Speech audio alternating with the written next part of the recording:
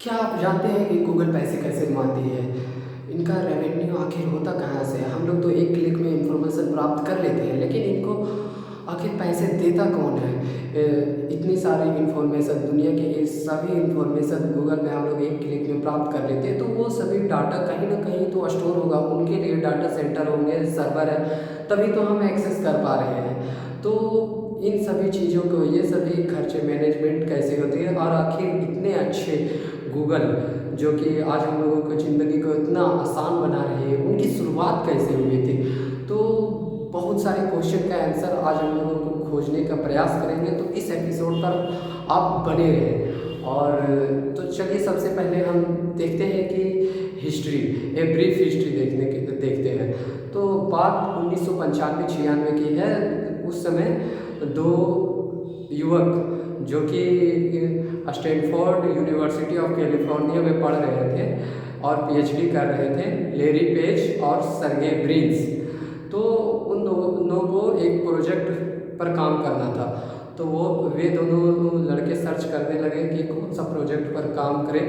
तो उन्हें एक आइडिया आया कि क्यों ना हम लोग इंफॉर्मेशन को एक जगह अच्छे से एक्सेसिबल बनाएं। तो उस टाइम शुरुआत हुआ। तो वे दोनों लड़के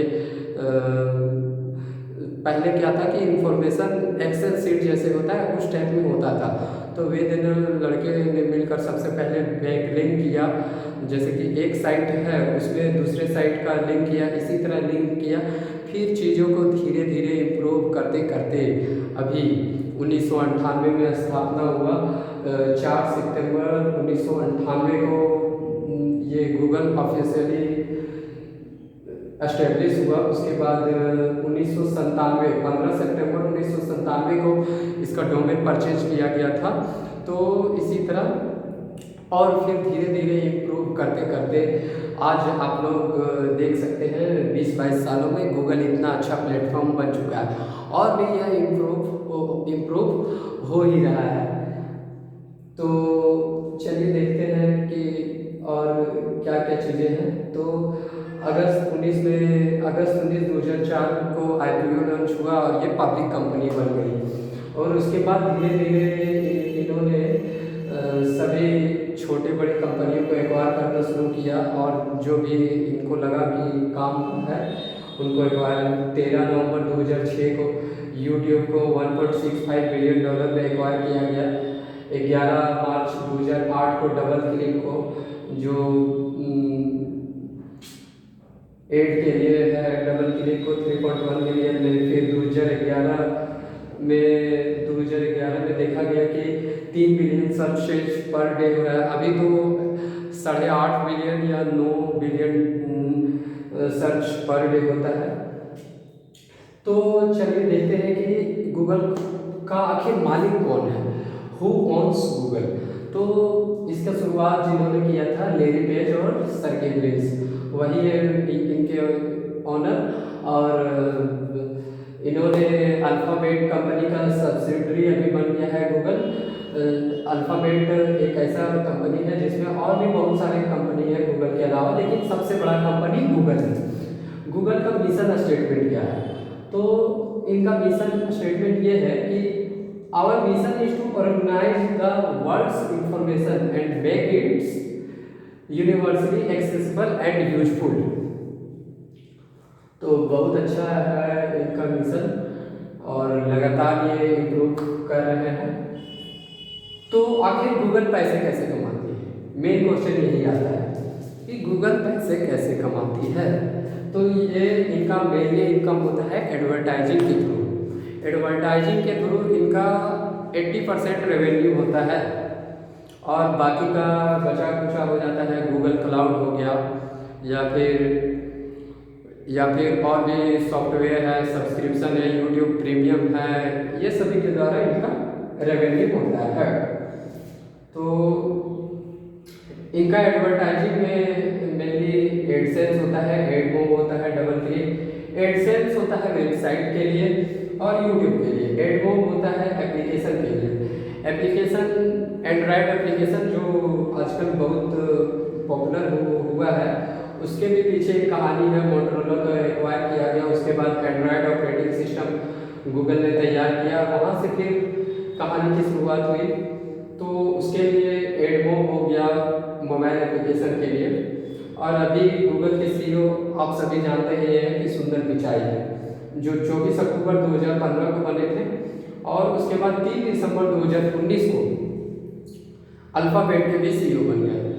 तो बात 2015 की है। लेरी पेज और सर्गे ब्रिन सर्च कर रहे थे कि कोई ऐसा काबिल व्यक्ति उन्हें मिल जाए जो इनोवेटिव थिंकिंग का हो, क्रिएटिव थिंकिंग का हो, जो इस कंपनी को आगे ले जा सके।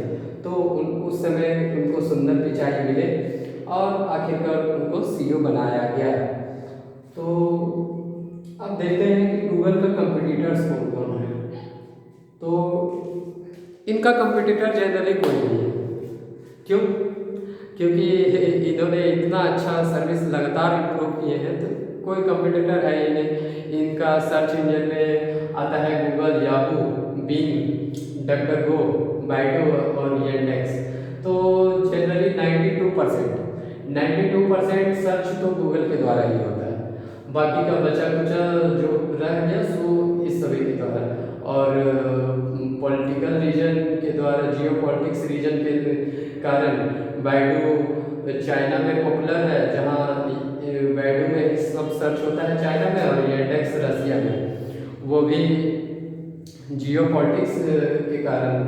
और तो चलिए देखते हैं, गूगल का शॉर्ट्स एनालिसिस करते हैं कि स्ट्रेंथ क्या है, वीकनेस क्या है, अपॉर्चुनिटी क्या है और थ्रेट्स क्या है शॉर्ट्स एनालिसिस में।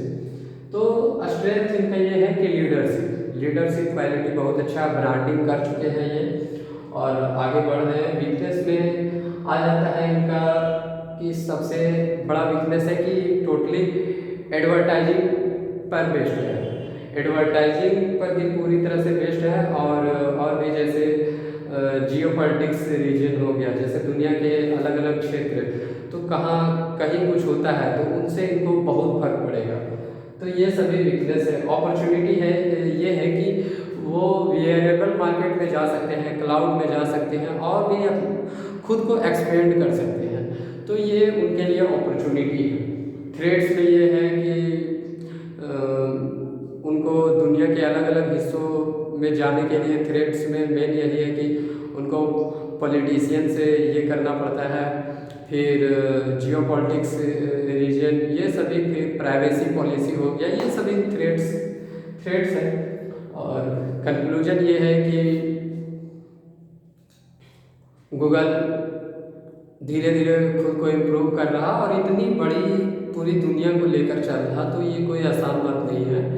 और इसको चलाने के लिए लगातार कुछ ना कुछ नया बिल्ड करते रहने के लिए एक बहुत ही काबिल इंसान की ज़रूरत है, जो कि आप जानते हैं कि सुंदर पिचाई है और काफ़ी इम्प्रूव भी कर रहे हैं, नया नया प्रोडक्ट ला रहे हैं, जैसे कि क्रोम हो गया, मैप्स हो गया, ये सभी डेली कुछ ना कुछ चीज़ें नया नया बिल्ड हो रहा है, तो इम्प्रूव करते जा रहे हैं। और धन्यवाद, आज के लिए इतना ही।